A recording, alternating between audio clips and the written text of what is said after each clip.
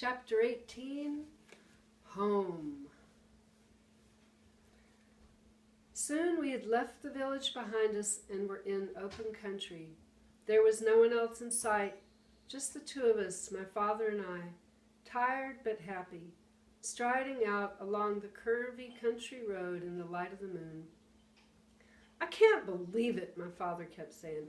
"I simply cannot believe we pulled it off."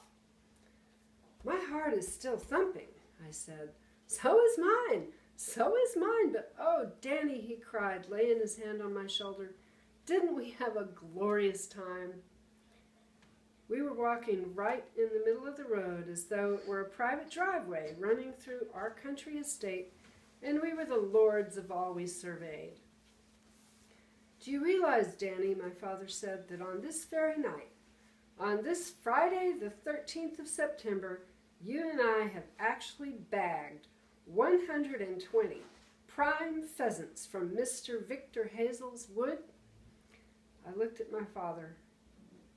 His face was alight with happiness, and his arms were waving all over the place as he went prancing along the middle of the road with his funny iron foot going clink, clink, clink. "Roasted pheasant," he cried out, addressing the moon and the entire countryside.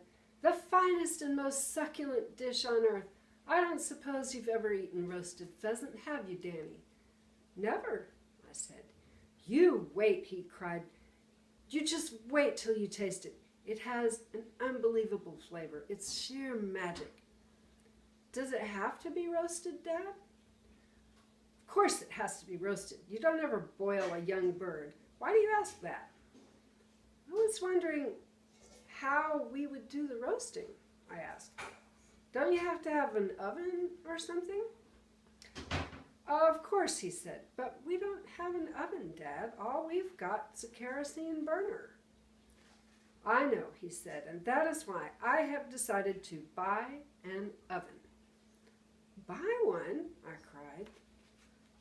"Yes, Danny," he said, "with such a great and glorious stock of pheasants on our hands, it is important that we have the proper equipment. Therefore, we shall go back into the village tomorrow morning and we shall buy an electric oven. We can get one at Wheeler's and we'll put it in the workshop. We've got plenty of electric plugs in the workshop." "Won't it be very expensive?" "No expense is too great for roasted pheasant," my father announced superbly. "And don't forget, Danny, before we put the bird in the oven, we have to lay strips of fat bacon across the breast to keep it nice and juicy. And bread sauce, too. We shall have to make bread sauce. You must never have roasted pheasant without lashings of bread sauce. There are 3 things you must always have with roasted pheasant: bread sauce, potato chips, and boiled parsnips." There was a half-minute's silence as we both allowed ourselves the pleasure of dreaming about those beautiful foods. "And I'll tell you what else we've got to get," my father said. "We've got to get one of those deep freezers where you can store things for months and months and they never go rotten." "Dad," I said, "no." "But don't you realize, Danny, that even after we're giving birds away to all of our friends, to Charlie Kinch and the Reverend Clipstone and Doc Spencer and Enoch Samways and all the rest of them, there'll still be about 50 left over for us. That is why we are going to need a deep freezer." "But it'll cost the earth." "And worth every penny of it," he cried. "Just imagine, Danny, my boy, any time we fancy a nice roasted pheasant for our supper, all we've got to do is open up the lid of our freezer and help ourselves. Kings and queens don't live any better than that." A barn owl flew across the road in front of us, its great white wings waving slowly in the moonlight. "Did your mom have an oven in the kitchen, Dad, when you were a boy?" I asked. "She had something better than an oven," he said. "It was called a cooker. It was a great big long black thing, and we used to stoke it up with coal and keep it going for 24 hours a day. It never went out. If we didn't have any coal, we used bits of wood.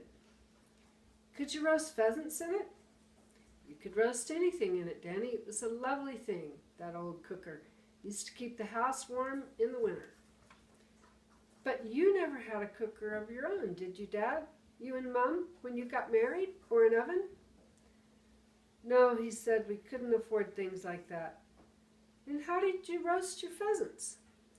Ah, he said, that was quite a trick. We used to build a fire outside the caravan and roast them on a spit the way the gypsies do. What's a spit? I asked. It's just a long metal spike, and you stick it through the pheasant and put it over the fire and keep turning it round. What you do is you push 2 forked sticks into the ground on either side of the fire and rest the spit on the forks. Did it roast them well? Fairly well, he said, but an oven would do it better. Listen, Danny, Mr. Wheeler has all sorts of marvelous ovens in his shop now. He's got one in there with so many dials and knobs on it, it looks like the cockpit of an airplane. Is that the one you want to buy, Dad? I don't know, he said. We'll decide tomorrow. We kept walking, and soon we saw the filling station glimmering in the moonlight ahead of us. Will Mr. Rabbits be waiting for us, do you think, Dad? I asked. If he is, you won't see him, Danny. They always hide and watch you from behind a hedge or a tree, and only come out if you're carrying a sack over your shoulder or if your pocket is bulging with something suspicious. We are carrying nothing at all, so don't worry about it.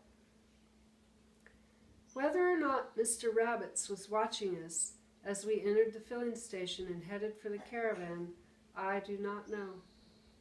We saw no sign of him. Inside the caravan, my father lit the kerosene lamp, and I lit the burner and put the kettle on to make us a cup of cocoa each. That, my father said, as we sat sipping our hot cocoa a few minutes later, was the greatest time I ever had in my whole life.